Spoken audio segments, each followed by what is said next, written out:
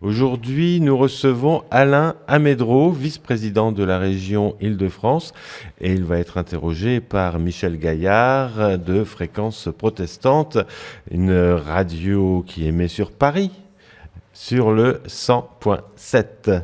Bonjour à tous les deux, bonjour Alain Amédreau. Bonjour. Et bonjour Michel Gaillard. Bonjour Michel, bonjour Monsieur Amédreau. Oui, vous êtes vice-président de la région Île-de-France, en charge de l'aménagement du territoire, des parcs naturels régionaux, de la coopération interrégionale et des contrats ruraux. Ça fait beaucoup de travail. Par ailleurs, vous avez été enseignant, vous avez poursuivi vos études en urbanisme et en histoire, et vous êtes aussi...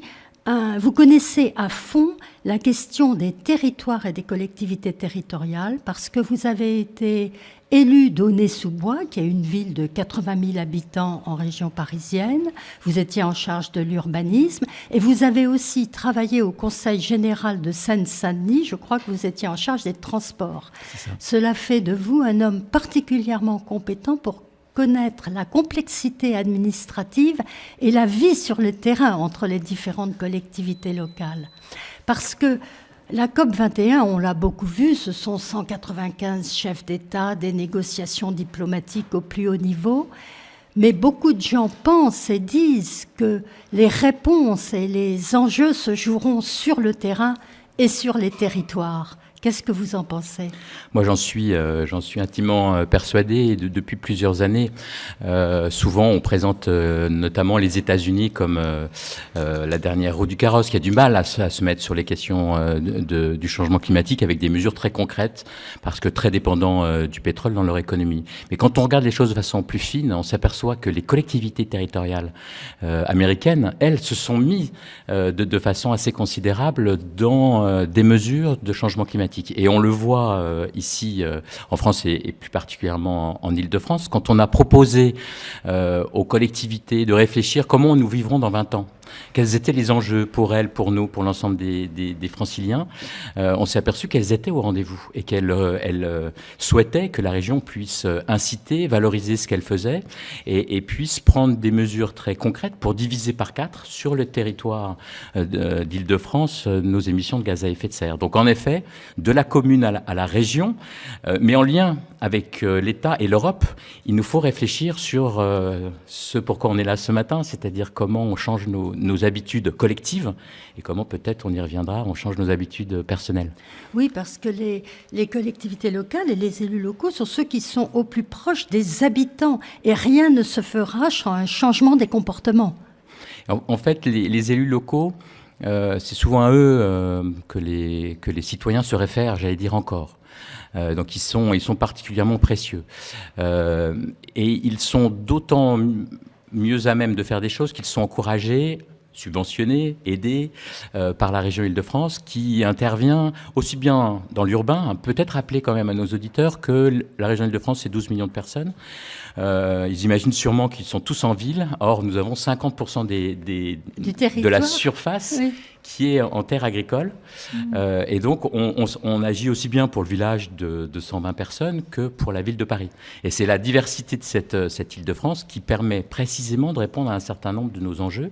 Par exemple, comment on fait aujourd'hui pour que les Franciliens n'aillent pas à l'autre bout du monde, mais restent en Île-de-France pour les vacances ? C'est par exemple en promeuvant les parcs naturels régionaux. Nous en avons 4 en Île-de-France, on essaye d'en créer 2, et c'est leur disons, mais allez donc dans le Vexin français, allez donc dans le Gâtinais français, vous serez déjà dépaysés, allez donc voir les traces de nos aînés, de nos ancêtres dans le Gâtinais français, allez donc voir en Haute-Vallée de Chevreuse ce qui s'y passe en termes de production de miel, en termes de produits locaux, et vous verrez que vous n'irez pas ailleurs ensuite. Alors ça ne veut pas dire qu'il faut se refermer sur nous-mêmes, mais les Franciliens ont une trace, une empreinte écologique qui est très importante quand on calcule leurs loisirs.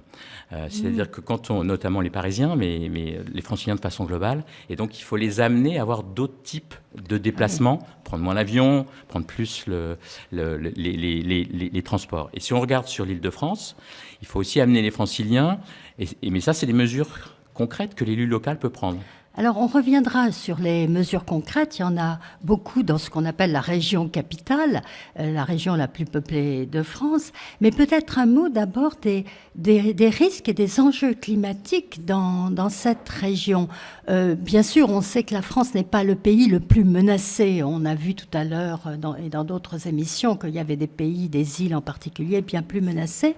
Mais une région comme l'Île-de-France a quand même du souci à se faire face au changement climatique. Tout à fait. C'est-à-dire qu'on arrive déjà à mesurer ces changements climatiques sur la vie quotidienne. C'est-à-dire qu'on a déjà plus d'inondations, on a déjà plus de sécheresse. Et ces deux phénomènes se succédant amènent des problèmes parce que nous avons des terrains argileux, donc où on a rétractation et donc on a des problèmes sur l'habitation, où on a inondation des sous-sols, et donc il nous faut vraiment être à la fois dans l'atténuation, c'est-à-dire comment nous, Île-de-France, on arrive à émettre moins de gaz à effet de serre, mais aussi comment on arrive à s'adapter. Et la question notamment de l'habitat face aux inondations et aux sécheresses, c'est une question très importante, et notamment avec ce qu'on appelle les îlots de chaleur, c'est-à-dire quand vous avez une sécheresse qui dure, que vous avez des chaleurs qui durent, la ville peut être de 2,5 degrés en plus qu'à la campagne, et peut monter jusqu'à 8 degrés. Et donc c'est toute la question de l'adaptation de la ville, de sa végétalisation notamment, de la redécouverte de l'eau en ville, qui nous est posée. Alors l'Île-de-France émet aussi, comme tout le monde, du gaz à effet de serre.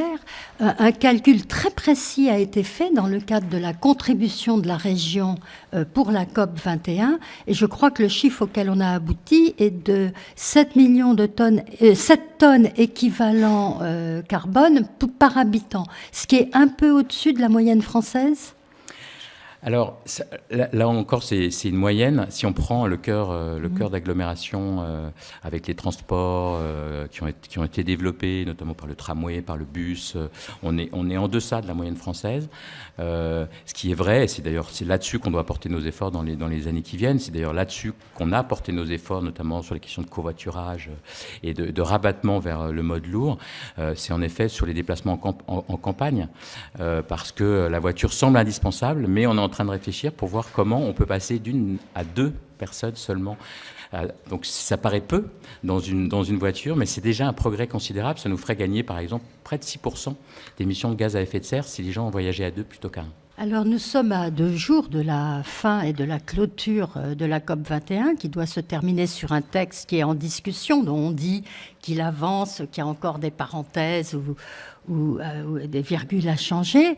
Mais vous étiez et vous êtes allé à plusieurs reprises au Bourget, à la COP 21. Est-ce que vous pouvez nous dire quelle ambiance régnait? Parce qu'à côté des diplomates professionnels, il y a aussi tous les visiteurs, toutes les ONG, et je crois que les régions, les fondations ont des stands. Alors j'en ai fait passer plusieurs heures sur la COP21 à 2 reprises. D'abord parce que la région Île-de-France a un stand et a souhaité associer justement les collectivités locales, mais aussi les associations pour parler des questions d'énergie, de transport, d'aménagement. Et puis ce qui m'a marqué, c'est toute la présence associative et ce qu'on pourrait appeler cette opinion publique internationale, ce côté universel de la COP21. Et je pense que ça, c'est particulièrement important et c'est plein d'espoir. Et on a besoin de cet espoir-là, de voir à quel point aujourd'hui, des Colombiens, des gens de partout dans le monde africain, asiatique, sont présents à Paris, attendent énormément de la COP21 et notamment attendent beaucoup d'un accord financier. C'est-à-dire qu'il ne va pas falloir se contenter d'engagement. Voilà, on attend qu'il y ait à la fois du transfert de technologie, qu'on puisse financer les pays du Sud pour qu'ils puissent se développer, mais qu'ils le fassent à bateau de carbone, et que nous montrions aussi de notre côté l'exemple. Donc, je dirais qu'au-delà du résultat, moi, ce qui m'a marqué, c'est ce côté universel, et cette capacité des associations, des grandes ONG comme des plus petites, à se mobiliser, à faire passer un message. Et il y a une formidable espérance d'un monde qui se transforme, à la fois dans les mentalités, dans les actions et dans le rapport. On parlait du Père Noël tout à l'heure sur cette même antenne. Je pense qu'on en est vraiment là, c'est-à-dire comment on transforme le Père Noël dans des cadeaux beaucoup plus humains et de façon globale, dans une consommation plus durable. Je vous donne un exemple. En Île-de-France, si on regarde par rapport à 1990, on pourrait considérer que c'est formidable parce que nous avons baissé nos émissions de gaz à effet de serre. Mais si on regarde la consommation des Franciliens, pas simplement ce qu'ils émettent, mais leur consommation, donc les émissions de gaz à effet de serre qui ont été faites par ailleurs, on s'aperçoit que les Franciliens, en fait, en termes de consommation, sont bien au-dessus. Et donc l'enjeu de Noël, c'est aussi d'avoir des cadeaux durables et d'être peut-être plus en sensibilité qu'en consommation. Alors, en août dernier, un sondage avait été fait dans la région qui indiquait qu'à 74%, les Franciliens se disaient préoccupés par les changements climatiques. Et je trouve que c'est un bon résultat parce qu'on avait parfois l'impression que les gens avaient d'autres soucis. Et il y a des soucis graves sur l'emploi. Et 64% s'estimaient impuissants face à ces enjeux. Alors ça, c'est plus inquiétant. Oui, ça c'est inquiétant, parce que rien de tel que la fatalité en disant on ne peut rien faire. Et donc le résultat est intéressant et on l'avait vu lorsque notamment on a eu à faire le schéma directeur de la région Île-de-France, c'est notre projet dans 20 ans, comment on se voit. Et on avait vu en effet des Franciliens très, très à l'écoute, très en demande, mais avec cette petite question lancinante, est-ce que vous serez capable de transformer vraiment notre région pour la rendre plus soutenable? Donc il y a une espèce de scepticisme. Et là, on a à montrer par les exemples concrets qu'on est en train de développer en Île-de-France qu'en effet c'est possible.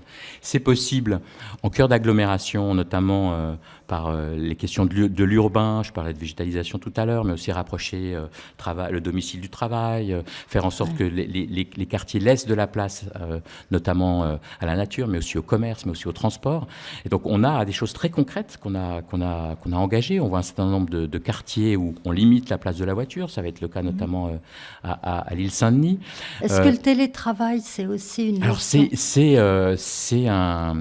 une solution très intéressante parce que ça nous permettrait non seulement de réduire nos émissions à effet de serre, mais aussi de donner du pouvoir d'achat aux Franciliens et de faire en sorte que... En gros, on dit que si une personne, au lieu de faire 25 km, allait à côté de chez elle, il ne s'agit pas forcément d'ailleurs qu'elle reste chez elle, mais qu'elle aille sur des lieux où elle peut rencontrer d'autres personnes, y compris pour échanger. C'est-à-dire qu'on ne passe pas d'un travail collectif à un travail solitaire, mais on passe bien d'un travail collectif à un autre travail collectif, mais avec des gens d'horizons variés, y compris ça peut créer des dynamiques, on le voit dans un certain nombre de lieux. Alain Amédreau, on vous retrouve dans 5 minutes. Notre invité qui est Alain Amédreau, vice-président de la région Île-de-France. Il a été interrogé tout à l'heure par Michel Gaillard que nous allons retrouver dans un instant. Mais tout de suite, c'est Elsa Vandevielle qui nous rejoint et qui revient avec des questions d'auditeurs. Bonjour, pour commencer. Alors, première question de Géraldine de Montpellier. Que peut faire concrètement une région? Avez-vous des exemples en Île-de-France? Alors là, une région peut faire, j'allais dire, énormément de choses. Elle peut agir sur la question des transports. Comment l'usager de la voiture va passer de la voiture au vélo, de la voiture au train. Et dans les exemples que je peux donner, c'est notamment en Haute-Vallée de Chevreuse, ils ont fait 7 jours sans ma voiture. Ils ont sélectionné 32 familles et une des familles venait témoigner dans le cadre de la COP21 pour dire que la dame qui témoignait disait « moi j'étais absolument pas partant ».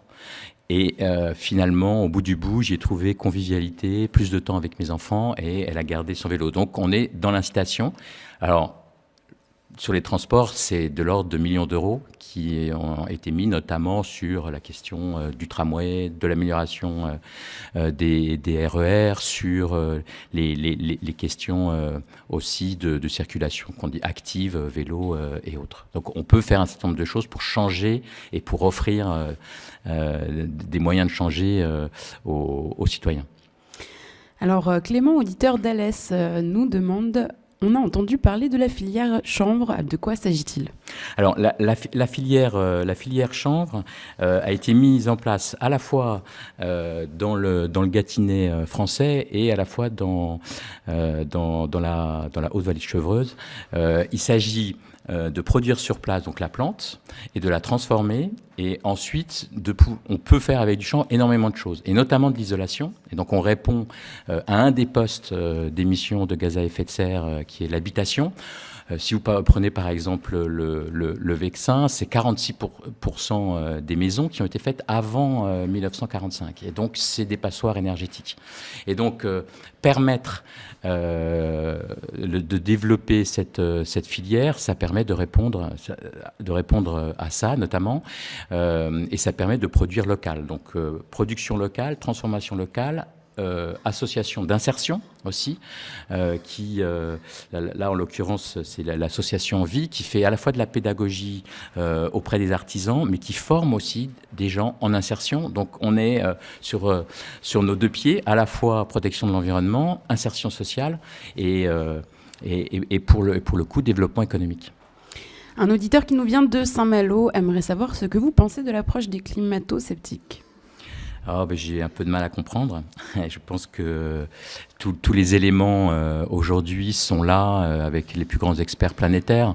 Ils sont de moins en moins nombreux et heureusement, je pense que il faut continuer bien évidemment à convaincre, mais je pense qu'on l'a vu en tout cas en Île-de-France, les gens sont convaincus qu'il y a un vrai changement climatique, qu'il est en cours, qu'il faut à la fois l'atténuer par des mesures très concrètes et qu'il faut s'y adapter.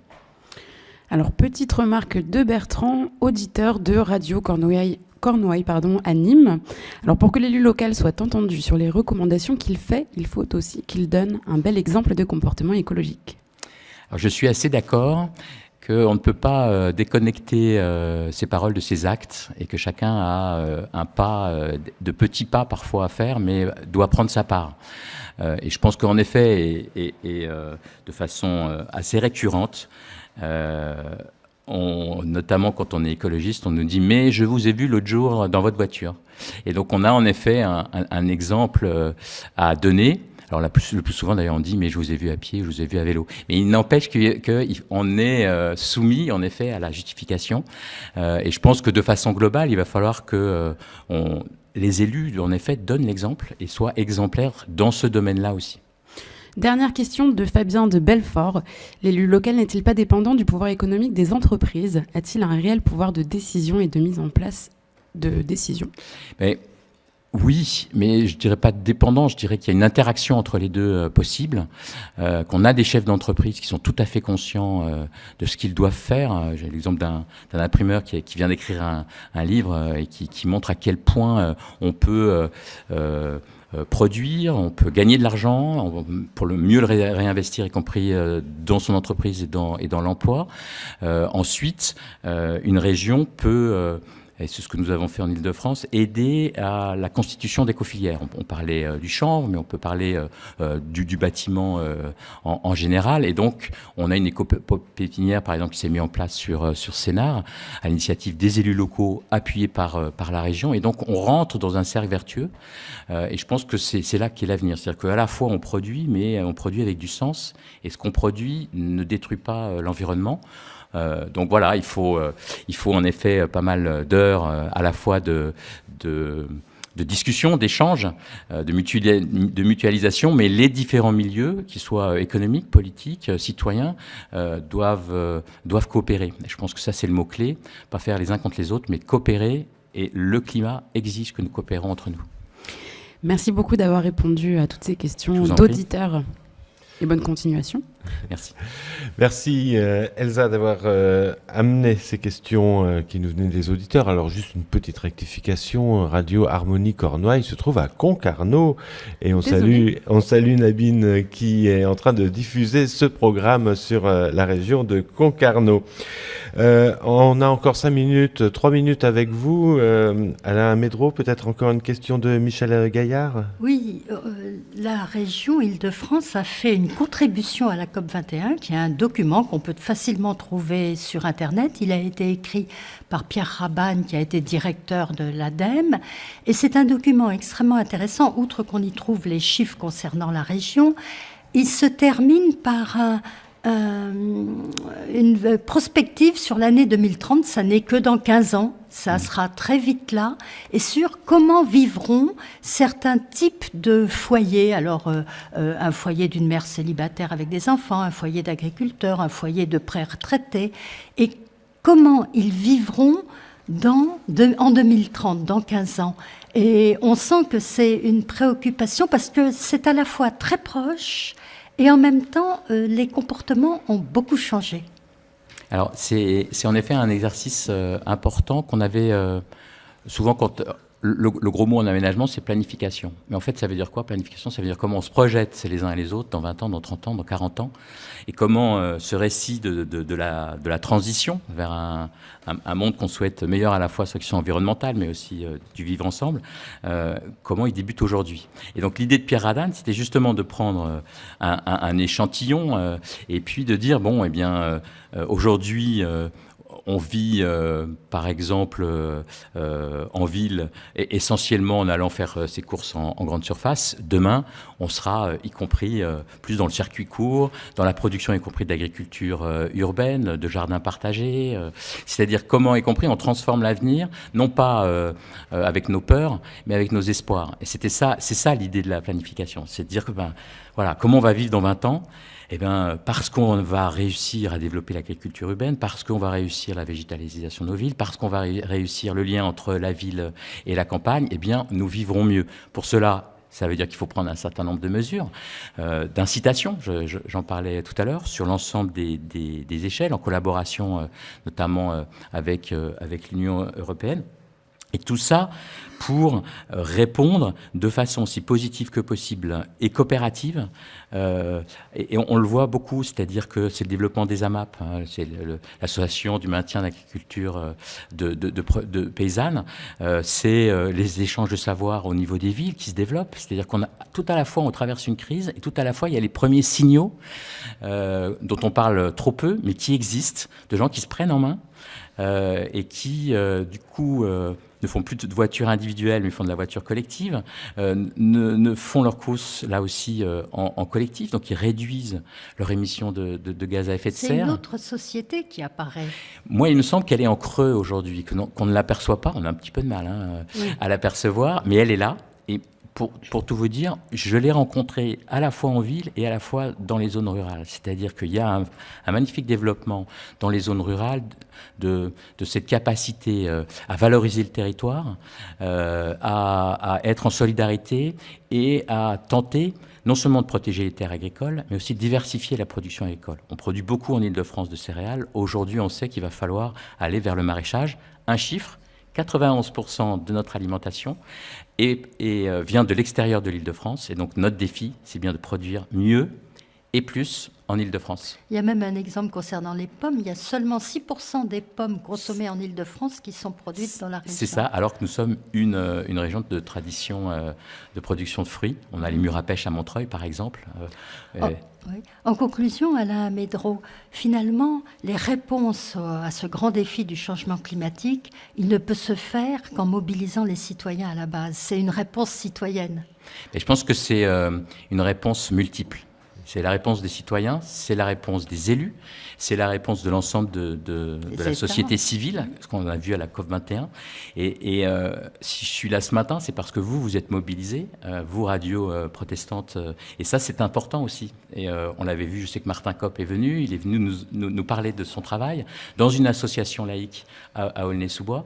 Mais ces échanges multiples, variés, nous permettent là aussi de voir qu'il y a aujourd'hui une opinion publique universelle qui est en train de se mettre en place. Rien ne sera plus comme avant la COP, en termes de mobilisation notamment.